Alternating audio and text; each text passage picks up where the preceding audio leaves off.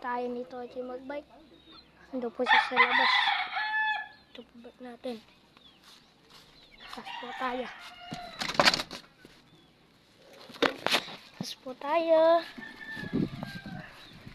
Malalipas po kami. Pas po kami. Nakasama po yan. Tabi mo. Pustachi! Kau ka nga dyan. Naka-vlog naman. Ano yan? Apa? Nag-vlog ka naman. Ay po silang kaibigan natin. Naka-vlog ka na. Ay, nakahabol po po sa kanya. Tara! Tara na!